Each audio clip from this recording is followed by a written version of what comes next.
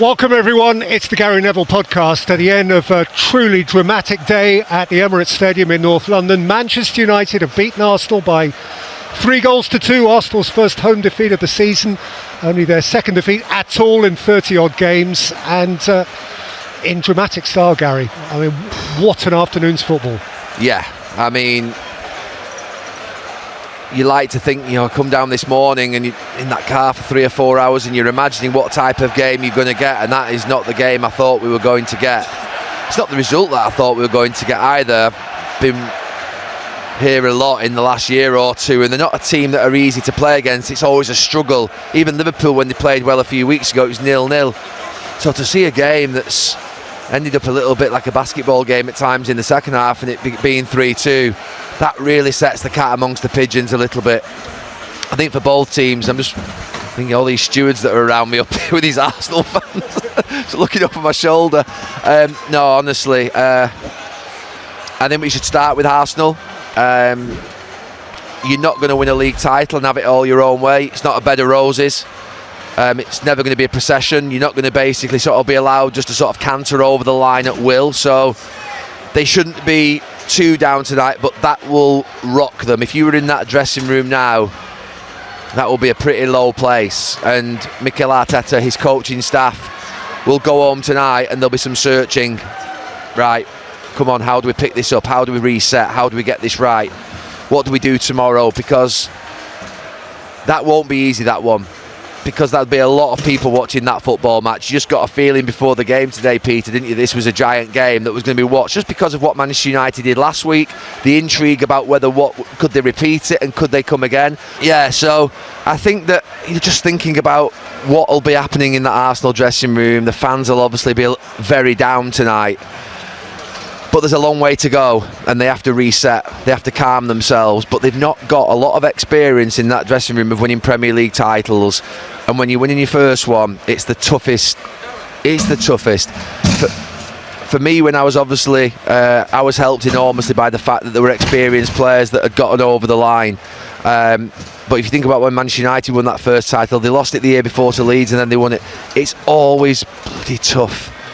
And they're going to find it tough mentally. They're going to find it, you find it tough mentally, it means that you physically just feel it a little bit more as well. But they're going to have to get back on the bike. They've fallen over today. It's been a bad fall for them because they made some really big mistakes in that game. If we get to the technical part of the game, rather than thinking about the sort of the way in which the sort of world will present this tomorrow, it'll be that Arsenal are under pressure.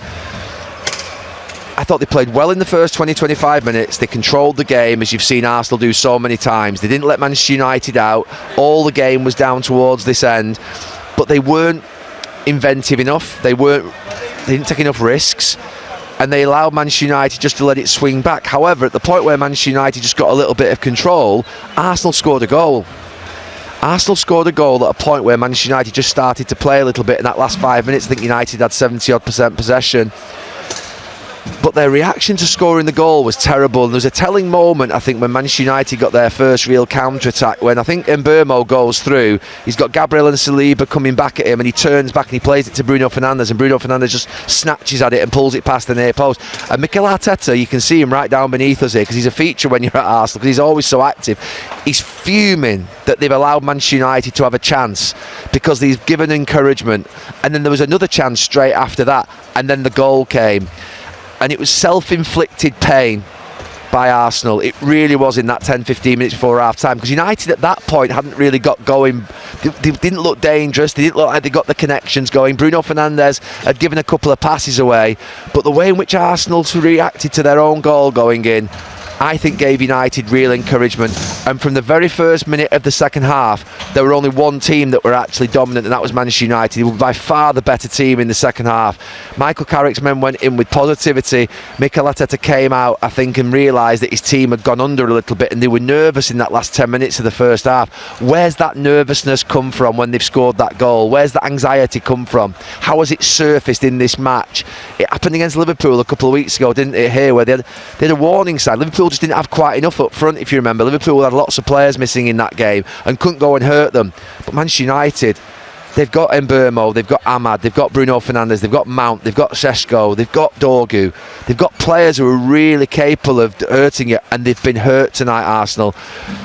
And then he threw the kitchen sink at it. But threw the kitchen sink at it in a way which was... He half threw the kitchen sink at it. Mourinho came on.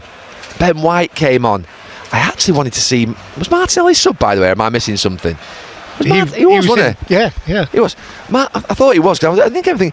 So I was thinking Martinelli, Madueke, Eze, Gyökeres, front four. Probably leave Zubimendi on with Rice and just change the front four. But that's taking Saka off. But anyway, I just thought he would get those 3 or 4 on really, and put the spontaneity and the instinctive play out on the pitch.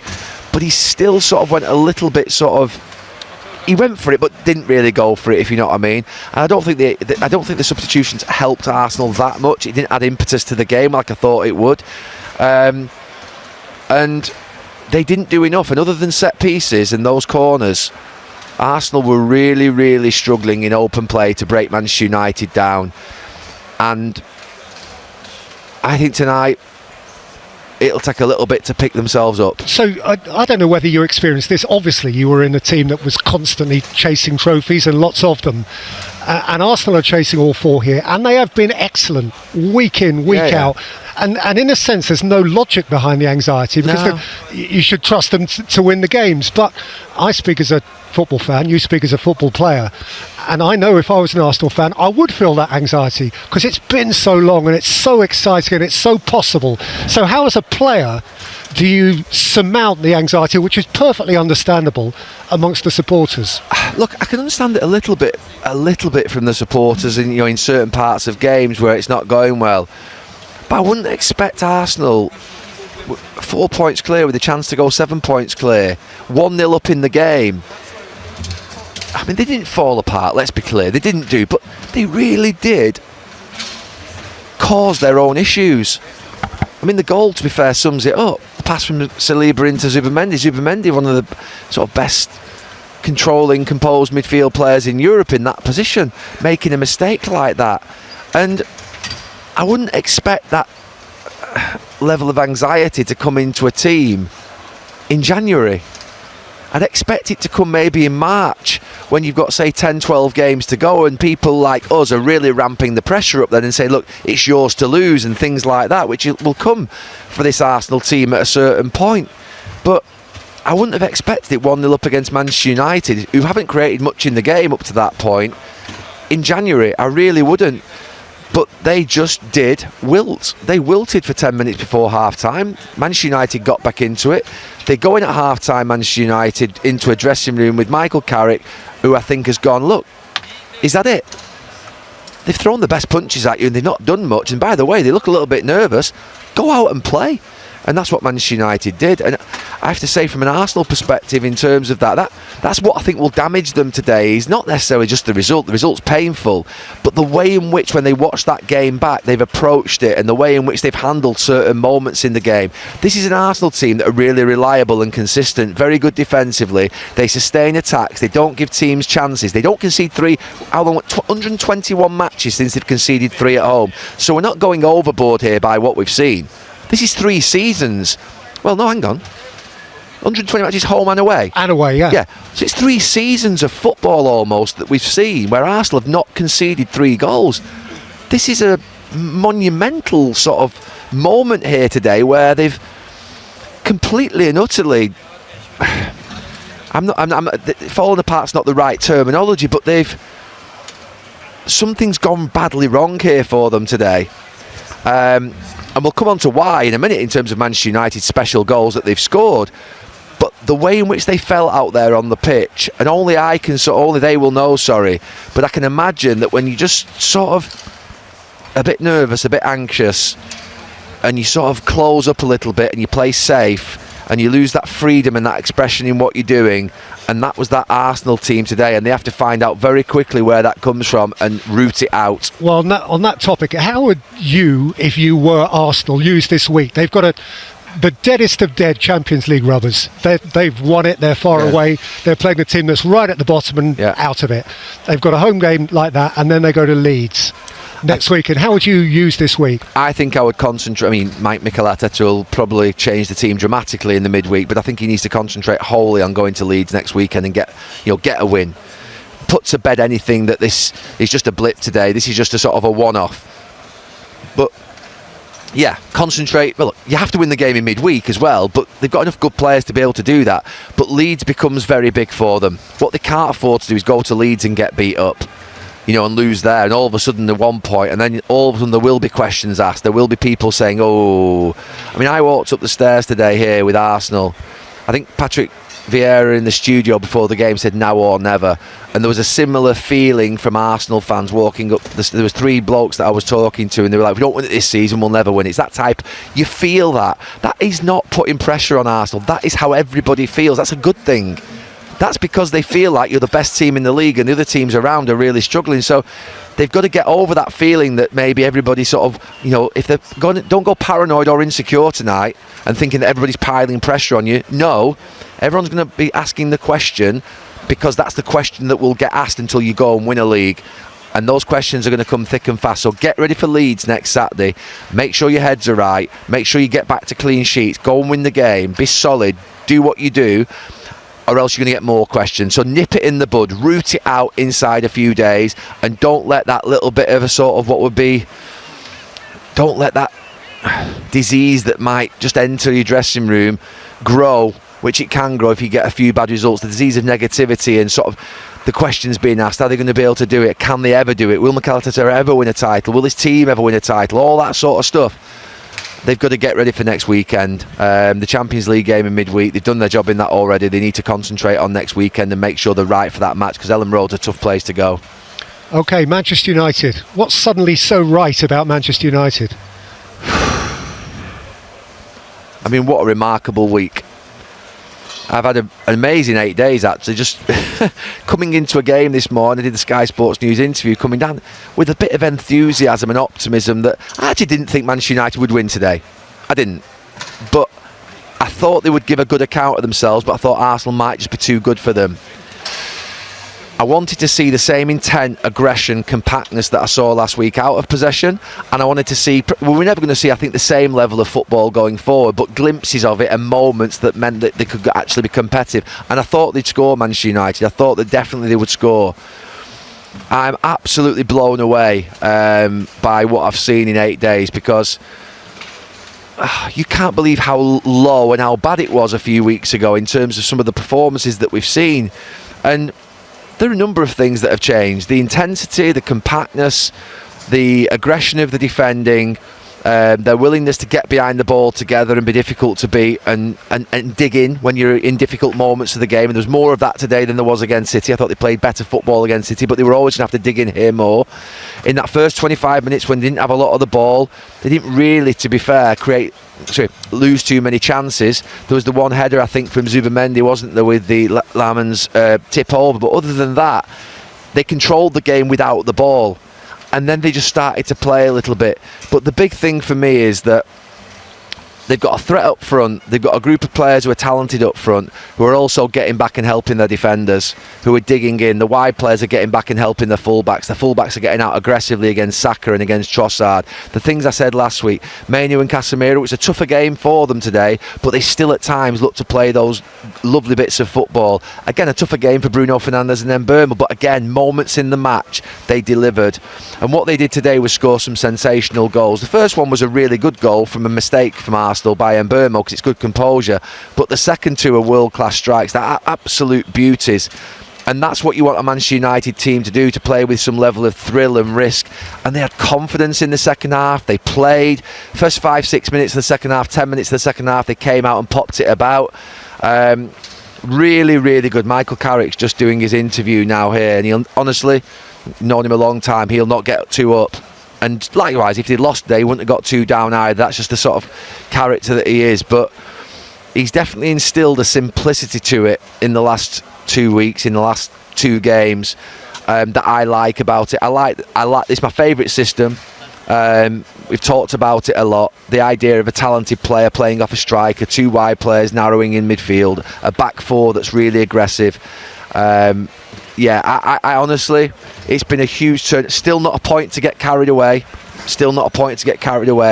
But certainly a point to suggest now that Manchester United have got an unbelievable opportunity from where they were 10 days ago, 2 weeks ago, before the Manchester City game, where it was a real low point. It's a remarkable turnaround, and Michael Carrick deserves enormous credit. So do the players for what they've done. They've responded to whatever's being said to them, and we don't know what's being said to them in that training ground, but they are responding like they weren't before.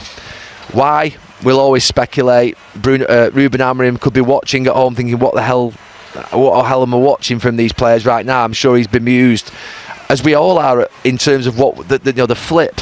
But the magic has returned in the last week. The magic seems to have returned to the club momentarily.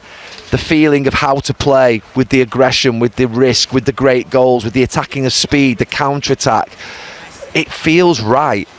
And I think one thing that this last week has told us, no matter where it leads to, is that is the way that Manchester United have to play. Because it's just felt right watching them. Now, that might not lead to Champions League football this season. It might be that they go and get beat by Fulham next week. Who knows what's going to happen? I don't think they will, by the way. I think they'll finish in the Champions League now.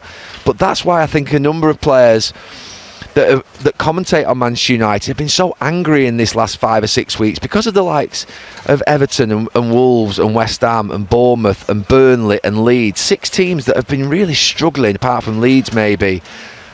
And only 5 points were picked up in those games again, out of the 18. And in those games, we were at most of them, Peter. A lot of those games where Manchester United had opportunities to go into the top 4, and we're like, go on. And they didn't. And now they've done it. Because I genuinely believe there is a feeling that they are better than what they've shown. And they've proved it in these last 2 games. They have really proved that they can get compact, they can stay together, they can be aggressive in their shape, they can spring out of that shape and play good football and counter-attack and hurt teams, and they can score great goals and they can get bodies in the box. That's it. Now, I'm not simplifying football, but there is a simplicity to how United do play football, with width and excitement, and then obviously all of them getting back as quickly as they can together. So I don't want to overcomplicate things, but I've really enjoyed watching them this last 7 or 8 days. I can watch this every day of the week because it's a beautiful form of football. They've been brilliant in everything that they've done, and they've beat 2 very, very good sides, the best 2 sides in the league, and they've beaten them, which means the players now moving forward have got no excuse, as I said last week, to drop below that standard. Don't drop below that standard in 2 ways: performance levels and work ethic. That's it. Perform to your standard and work to your standard. And if you do that, you might not always get the result, but you'll get the actual sort of compassion and empathy from the fans, because the United fans only want to see that, really, that there's an effort and there's an intensity to things. And look, and there's a quality. There is a quality there. And I've really enjoyed it. I think that it's been thrilling to watch these last 2 matches. It really has, and it's a remarkable turnaround. Does Patrick Dorgu personify it in a way? You mentioned him in the commentary. He's gone from being a nervous left back or left wing back to a sort of thrilling inside left. Look, I mean, to be fair, I just thought Patrick Dorgu, and I'll be really honest with you, when I watched him at left wing back, I was a bit like that about him. Do you know something? You can't really say anything bad about Patrick Dorgu, because he's a willing runner. He always wanted the ball. He always worked hard under Ruben Amorim. But you thought, what is he? How is he going to get Manchester United back to where they need to be? But then I think actually the first time we saw a glimpse of what Patrick Dorgu could be was actually under Ruben Amorim, when he played him as a wide right. And I can't remember the game now, because I've watched that many games with him over the last... It might have been Newcastle. May have been Newcastle, may have been Bournemouth. One of those 2, I think. Where I thought, playing a bit higher up with a full-back behind him, getting supported, he can play a little bit. He can actually be a good wide player. You know, he can be a good wide player. He can do a bit, and he can sort of cause problems for defence. He can get crosses in. And then you just think, I think then the week after he put him back to wing back, and you thought, oh no. And I think where he's been used now, he's obviously a winger. I mean, today's goal was absolutely brilliant. Jamie Redknapp actually just texted me. I should have seen it during the game. Usually I look at my phone during the game to see if if anybody's texted me or something to see, because sometimes you get a text from someone, and he said it was like Yeboah's goal, the one that comes off the bar and just sort of, and he's right. It was a brilliant goal. So Dorgu absolutely does, I think, typify what's happened in this last week. But another player I want to mention actually is Dalot. Look, he gets a really harsh view at times, Dallow, off quite a few United fans. I actually think there's a half decent fullback in there, me. And I watch fullbacks so closely. I think at times maybe he gets too involved, but I think he's actually good in the air. I think he's got a good athleticism about him. I think he's decent on the ball. I don't think he's a world-class fullback, but neither was I. But I think he does a lot of things. I think if he simplified his game a little bit, fed people, he made a great header at the end against Gabriel where he flicked it on, so he can defend his back post if he wants to. He started to be more aggressive in getting out to players and then getting back in. Used to be a thing that we did when we were actually youth team players at United under Eric Harrison, and Nobby Stiles did it as well. He used to put a rope around our waists, and he did the same with the centre backs. And then there was 10-metre loops around these ropes, and you used to have to sprint out, and then the others had to sprint across with you, because obviously you're pulling them across with you, and then you had to sprint back in, obviously, if the ball got switched, because then the other left back on the others. And it feels to me like Shaw and Martinez and Maguire and Dallow, they've got that real sort of what would be connection of the 10 yards between them, good spaces. Dallow gets out, he gets out there, he's with Ahmad. They then, if it gets switched and Arsenal do that, they get back in. So I think he's got something about him. I think he's got a 7 out of 10 in him every single week, Dallow. But because we've seen him at left wing back, we've seen him at right wing back, we've seen him exposed so many times. I actually think if he just played right full back and played there all the time, I wouldn't be getting rid of him in a hurry. Now, other people might disagree with me, but I think I know the position of full-back, and I think he can do a decent job for Manchester United. So Dorgu and Dallow, I think, represent where Manchester United were 2, 3, 4 weeks ago in terms of the depths of opinion and the depths of their performances. And now you see them with a little bit of confidence. And the rest of them in midfield, I think, well, Kobbie Mainoo coming back in. I mean, you see, to be fair, he's not at his absolute best today, but what you do see is a player. This idea, we were sort of conditioned to think that he couldn't play with Bruno Fernandes in the team. It was him or Fernandes. I mean, that's wrong. That's wrong. You know, I think that Kobbie Mainoo's demonstrated that he can play in a two in midfield, even with Casemiro. You know, he's getting on a little bit now, Casemiro, but even he looks different in this last couple of weeks. And they play nice little passes with each other. So, look, absolutely delighted with the performances. As a United fan, there should be a vibrancy. I don't know how many there were over in that far corner, 3,000 or 4,000. They stayed in at the end, and rightly so, because they've had some really tough days. But honestly, I think going towards the end of the season, I think there's a real chance that United can now finish in the top 4. Real chance. So if they do, moving this on now, and assuming the top 3 are the top 3, that means at least one of Chelsea and Liverpool don't make the Champions League. Yeah. So deal with that in the context of what you saw of Liverpool, who are now 5 Premier League games without a win, 4 draws in yesterday's defeat. Deal with them. Yeah, I think Villa will get in there, but I wouldn't say they're an absolute certainty. I wouldn't say they're a certainty as much as City and Arsenal are. So I would say that Villa had a great result today. I think I've not seen the game, but it's a good result.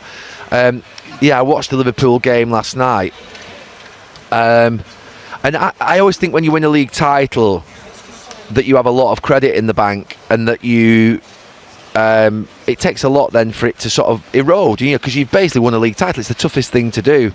And Arne Slot's obviously gone and won that title with that group of players last season. I've heard a couple of interviews in the last week from Liverpool people, including the manager, saying that it was always going to be a transition season. No, forget that. I'm not listening to that. No, it wasn't going to be a transition season, by the way. Your 450 million quid you spent in the summer on all those players was the season that you're going to go and win back-to-back titles. Let's not rewrite history and where you were at the start of the season and what everyone was saying, including non-Liverpool people, by the way. So I'm not saying that Liverpool people were getting carried away, Liverpool fans were getting carried away, but there was definitely a feeling Ekitike, Wirtz, Isak, Frimpong, Kirkes, that wasn't a transition season transfer window. That was adding to a very stable squad of champions, with the likes of Salah and Van Dijk re-signed, with the likes of McAllister and Gravenberch in midfield, with Konate at centre-back, Alisson in net. This wasn't a rebuild, by the way, so I think I've heard transition mentioned a couple of times in this last week. I'm not hearing that at all, because we can't rewrite history on what it was. Yeah, they've looked vulnerable, and I have to say in this last few weeks, I thought for the first time last night watching them, I thought they looked a little bit soft. And I think Virgil van Dijk is a giant, but But even when he gets nudged off the ball at the end off Adley and then he goes and scores, I thought, no, you can't get nudged off the ball. You get him out of the way. And I just thought the first goal when sort of Gomez was off the pitch, wasn't he? Again, it's soft, this idea that you can't defend with 10 men, and that ball gets played inside Kirkers that we've seen I don't know how many times this season. There's a softness to them. An absolute softness to them. I thought, that last season we couldn't be any more. We couldn't praise you anymore. And for the first few months of this season, even up to December, I've been hanging back a little bit, thinking, well, look, you can see where they've had injuries, they've had issues, they've lost the directness up top, I think, quite a bit. Obviously, Diogo Jota, God rest his soul, and Diaz, they were very direct players. Quite blunt in what they did. They just would go for a defender and not think about it too much. They've become a little bit nice in bits that they do, and that's not them. I thought they were sort of cutting last year. They've lost that sort of sharpness in their attacks, and they've gone soft, I think, in terms of their defending. They're easier to play against. So it's a real problem for them, and that was a bad one for them last night, I think, late on. Brilliant for Bournemouth, by the way, and the manager there, the celebrations at the end, the players, they'd fought in the end. Liverpool played well in the second half, but yeah, they've got to sort themselves out because Manchester United have just gone above them. And look, I'm not saying that Manchester United will finish above them. I thought that a week or two ago that they wouldn't do, but maybe I'll be rethinking that. Maybe Liverpool will be rethinking that. Maybe Manchester United's players will be rethinking that. I'm thinking, hang on a minute, they're all struggling here, by the way.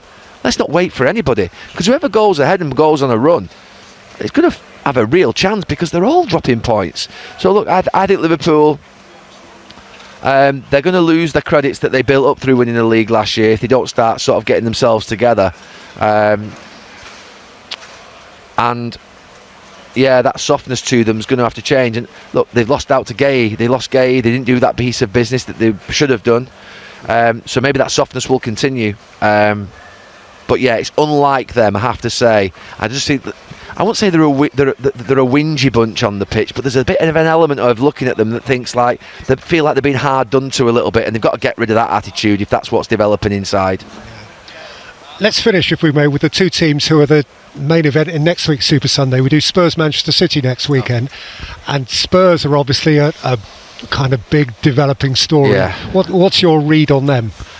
I was so excited with Thomas Frank going there, thinking that he would instill that directness to them. They would play slightly differently, he plays positive football. I think he's a great guy. I think when we've gone and sort of interviewed him, I used to love going to Brentford, and I think he's a brilliant man to interview. I think he's done a brilliant job at Brentford, and I'm really, really sad that it's not going well for him. But it's happened to a lot of great managers and good managers that have gone there, hasn't it, where they've gone there and they've really struggled. Yeah, I hope he can get through it. That's my main feeling at this moment right now. But it's going to be tough. I can imagine it's getting quite sort of hot under the bonnet for him, and he's going to need to obviously pull some victories together quite quickly. And let's hope that next weekend, that it's a blockbuster game and that Tottenham can give a great account of themselves. So we don't want to see him sacked at Tottenham. That's the last thing we want to see, because I think he's a fantastic manager. He's been good in the Premier League. But it's tough for him right now, and it's challenging. And Manchester City is that game, of course, there's Champions League before then. Excuse me, nobody was greatly surprised that Man City beat Wolves yesterday, but there was that refereeing issue. I liked it. Yeah, go ahead. I liked it for the confidence, and plus I liked it. I've got this thing, so I hate these sort of what would be modern handballs. I think if your arms are above your shoulders, can you hear me? I think your arms on your shoulders, I think it's a penalty. I think your arms are here, there. It's defend. I used to be like this all the time. You're adjusting your position, you're getting low. I can't believe that there are penalties being given for this type of thing. And the fact that the young referee, I'm saying he's young, I don't even know if he is young, but I know he's young in Premier League terms. I thought that was fantastic. I really did, when I heard that it was his first Premier League game and he's overruled VAR for what I call a nonsense handball. I don't want to see penalties like that given against players in the box. I would have given away 20 penalties a season because of the way I used to play, where you sort of always like that, with that level of aggression and that sort of setting yourself and that balance. So it really, really annoys me when I see these. There's one in the World Cup, the last Euros, was it Denmark went out to like a handball, and I was fuming. I can't remember. Maybe it was Denmark. Was it Denmark, Pete? I don't know. It might not have been Denmark, but there was a handball where there was a ball crossed and it hit a lad, and his arm was here. I thought, what's he going to do if it's as a defender? Someone's going to cross a ball. You're going to cross a ball. I'm bound to do this. I hate it. So for me, turning over these what would be nonsensical handballs, I'm certain they're not penalties. Now, there'll be people, I'm sure, City fans, there'll be others that say, but you wouldn't want it against you, those types of decisions. And if it was a Manchester City defender, I'd hate it just as much. I hate defenders not being able to... Then we see all this nonsense where they put their arms behind their backs when they're defending. Get rid of that as well. I'd rather give a penalty for a defender that's actually got his arms behind his back than one that sticks his arm here and it hits him and it gives a penalty. So I was really happy with that. One, for the fact that I disagree enormously with the principle of that type of decision, but also that the referee had the courage, which must have been difficult for him, going over to that screen, being called over, and he's thinking, this could go one way or the other. I'm sure he's thinking that. I mean, he's obviously confident in himself, which is good. You need to be if you're a referee, because you're going to get enough whacks. You might as well stick up for yourself. He's going to have to really sort of dig in to give that decision, and he did it, and well done to him. I thought it was really good. Yeah, and just a final word on City. Won yesterday, and after all the gloom for them of the Manchester derby, this result here today, to bring it full circle, they'll be getting excitable again, won't they? Oh, just a bit. Just a bit. If you're Pep Guardiola tonight, I think you're going... I just said, to be fair, I didn't know how Mikel Arteta would react in the morning. What does he do to reset the players? If you're Pep Guardiola in the morning... Justin, our manager in his day, if something like that happened, he would come in tomorrow morning and he'd go for us. So if Pep Guardiola's going into that dressing room at City tomorrow morning for 5 minutes, and he'll go for them and say, are you really going to let these off the hook? They were nervous, they were anxious. You know what I mean? I think he really, really must be saying to them, come on, do you want this? Because it's there. It's there if you want it. Because they're struggling, and I think you'd prey on it a little bit. So look, I know Pep Guardiola and Mikel Arteta get on and they're sort of used to work together, but I think if I was City, having lost last week the way I did, I'd be obviously down. But then to see this today, their shoulders will be up there, their chests will be out. I think tomorrow morning they'll be thinking, right, we're back in this. 4 points, let's get them into March and April. Let's get on their shoulder, let's see what they're about. And that's what I'd be saying if I was Pep Guardiola. I'm sure he'll be saying that to his players. Hang in on the shoulder of this team and let's see what they're about. Bubbling up nicely, isn't it? Yes, it is. It'd be interesting. That was an interesting game today. I wasn't expecting that. I don't think any Arsenal fan in this stadium was expecting that. Even those United fans in that far corner. That's a big day in the title race, and I think it's a big day for Manchester United and Michael Carrick. Mikel Arteta's work at Arsenal is being viewed in an even brighter light after the recent coaching shakeups elsewhere. With Chelsea parting ways with Enzo Maresca and Manchester United moving on from Ruben Amorim, the contrast is hard to miss. Arsenal has kept moving forward under Arteta, giving him time through difficult stretches, and now seeing the payoff as the club pushes again in the Premier League title race. It also raises a bigger question about strategy. While Chelsea and United are changing direction again, Arteta has been in place for more than 6 years, outlasting a long list of managers across those two clubs in that span. That stability has become part of the story, and it was a major talking point on the Seeing Red podcast with Tom Canton and John Cross. Beyond reacting to Amorim's dismissal and breaking down wins over Aston Villa and Bournemouth, plus Manchester City's loss to Chelsea, the conversation kept returning to one core idea: structure. Not just who is the coach, but how much power that coach has, and whether the club is built to support a long-term project. Cross pointed to Arsenal as a rare example of patience turning into real strength. He argued that Arsenal's willingness to back Arteta through the messy early phases helped create the stable position they're in now, and that this kind of time and support investment is what can turn a club into something truly solid. Canton's response was sharp and honest. Arteta's arc, he said, has almost become a problem for other clubs, because it tempts them to keep coaches they probably shouldn't. But at the same time, it's still the best example of what can happen when you hire the right person and actually give them time. And that time wasn't smooth. The discussion highlighted how Arsenal could easily have pulled the plug early. 2 8th-place finishes, then 5th, missing out on the Champions League, and a Europa League semi-final exit to Unai Emery's Villarreal. Any of those moments could have pushed a club into panic mode. Instead, the argument is that Arsenal recognized the bigger reality.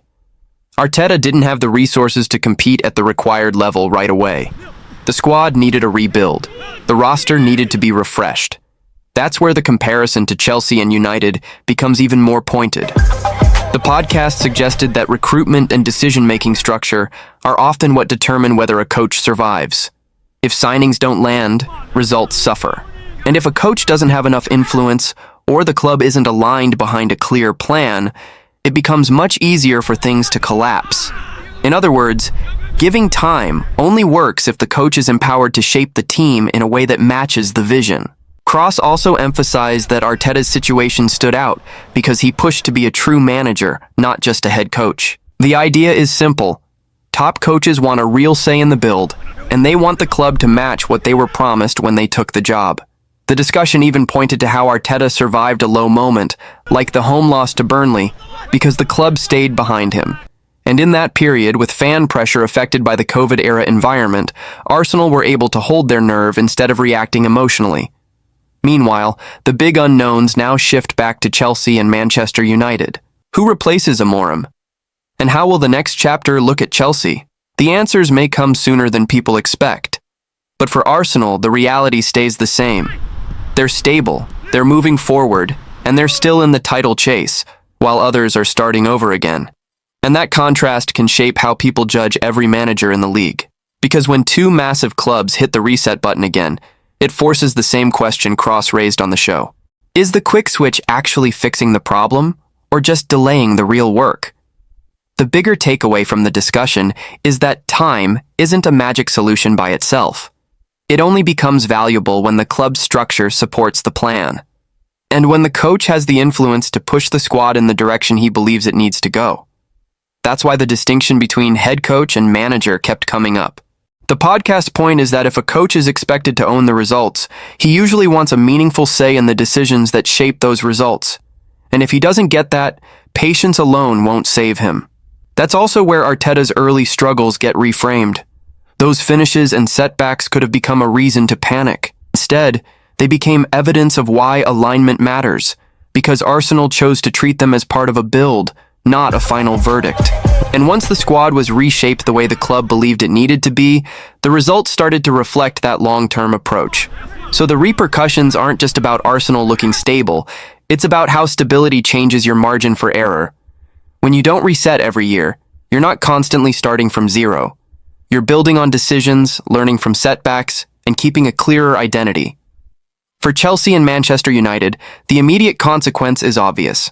They're changing direction again, which means the next appointment carries even more weight. Because every new coach isn't just judged on results. He's judged on whether the club is finally giving him the structure and authority that the role demands. That's why the question at the end matters so much. Who will replace Amorim, and how will Liam Rosenior do at Chelsea? Because those answers will test the exact theme the show kept returning to. Time, support, structure, and control. And for Arsenal, it's a different kind of pressure. Stability doesn't guarantee trophies, but it does keep you in the fight longer. And right now, while others restart, Arsenal get to stay focused on what they're already doing, chasing the Premier League title.